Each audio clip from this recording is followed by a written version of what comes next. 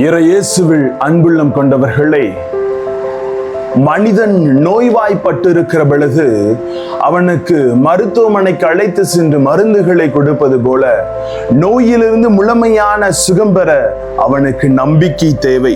நோய்க்கு சிறந்த மருந்து நம்பிக்கை என்பதை இன்றைய வார்த்தை வழியாக நம்மை சிந்திக்க இறைவன் அழைப்பு விடுக்கிறார்.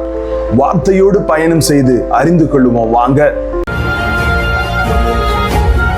Praise the Lord. இயேசுவுக்கே புகழ், இயேசுவுக்கே நன்றி. இறைவனின் அருட்கரமும் அருள் ஆசீரும் உங்களோடும் உங்கள் குடும்பத்தோடும் இளமையாக தங்கிட உங்களை நான் வாழ்த்துகிறேன்.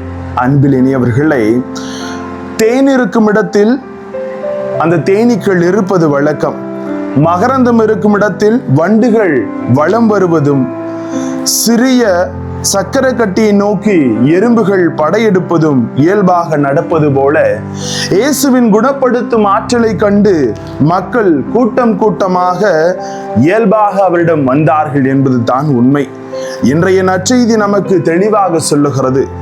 நம்முடைய உடல் எப்போதும் நலத்தோடு இருக்க வேண்டும் என்ற ஆசை எல்லோருக்கும் இருப்பதனால்தான் இன்னைக்கு நாம் வாழ்ந்து இருக்கிற இந்த மண்ணுலகத்துல பார்த்தீங்கன்னா ஏகப்பட்ட ஹாஸ்பிட்டல், மருத்துவமனை ஊருக்கு 10 கட்டினா கூட நிறைந்து கொண்டுதான் இருக்கிற தவிர அது காலியா எந்த ஹாஸ்பிட்டலுமே இருக்காது.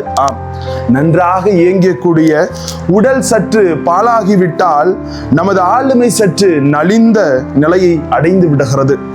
அது நமது சார்புத்தன்மையை அறிமுகப்படுத்துகிறது, அதிகப்படுத்துகிறது. மனிதனின் இருக்கக்கூடிய பல வழிகளின் மிகப்பெரிய வழி இந்த உடல் வலி. உடல் நோயினால கஷ்டப்படுகிற பொழுது பயங்கரமான துன்பம் இருக்கும். யாராவது கூட இருந்து பார்த்துக்க மாட்டாங்களான்னு ஒரு ஏக்கம் இருக்கும். வெகு சிலர் சில நேரங்களில் எப்படியாவது இந்த நோயை விட்டு வெளிவந்தா போதுமே போராடி கொண்டிருப்பார்கள். ஆனால் அதற்கான தீர்வை யாரும் நாடுகிறார்களா என்று சற்று சிந்திக்க வேண்டும். ஆகவே தான் மருத்துவமனைகள் நோயாளிகளால் நிரம்பி இருக்கின்றன. ஒரு சில குணப்படுத்த முடியாத நோயை பொறுத்தவரை மருத்துவரை கடவுளாக பார்க்கிறார். ஒரு நோயை குணப்படுத்தணும்னா மருத்துவரை கடவுளா பார்த்து நீங்க தான் கடவுள் மாதிரி இருந்து காப்பாற்றணும் அப்படின்னு சொல்லுவோம். இதே பார்வை அன்று யூத சமுதாயத்திலும் நிலவியது. இயேசுவை அவர்கள் இறைமகனாக, மெசியாவாக பார்த்தார்களோ இல்லையோ, ஆனால் குணப்படுத்தும் ஆற்றல் உடையவராக பார்த்தனர். ஆகவே தான் அவருடைய ஆடையின் விளிம்பை தொட்டாலே குணம் பெறுவோம் என்ற அசைக்க முடியாத நம்பிக்கை வைத்திருந்தனர். இயேசுவும் அந்த நம்பிக்கைக்கு இசைவு தருவதை பார்க்கிறோம். அன்புமிக்கவர்களே, இக்காலகட்டத்தில் பெரும்பாலாக எல்லோருமே ஏதாவது உடல் நோயோடு தான் வாழ்ந்து கொண்டிருக்கிறோம். இப்போது இருக்கக்கூடிய இயற்கை சூழலும் உணவு வகையிலும் நமது ஒழுக்கம், தவறிய வாழ்வு முறையும் இதற்கு காரணமாக அமைந்து விடுகிறது என்பது தான் உண்மையின் அறிவுபூர்வமாக வெளிப்படுத்த சொல்லக்கூடிய ஒரு உண்மை. ஆகவே நாமும் இயேசு தரும் சுகத்துக்காக அவரை நாடுகின்றோம். இயேசு நம் முன் படைக்கும் தம் திருவுடலாகிய அருமருந்தை விட சிறந்த மருந்து எதுவும் இருக்க முடியாது.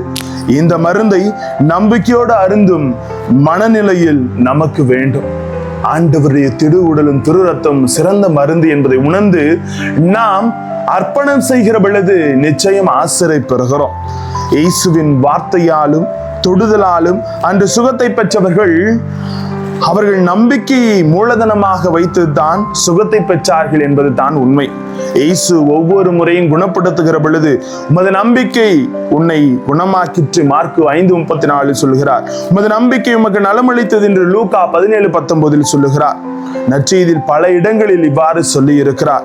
ஆகவே இதை காட்டிலும் முதலில் உடல் நலனுக்கான மூலம் நம்பிக்கை தான் என்ற மாறாத எண்ணத்தோடு நம்பிக்கையினால் சுகத்தை நாம் பெற்றுக்கொள்ள வேண்டும் என்று சொல்லித் தருகிறார்.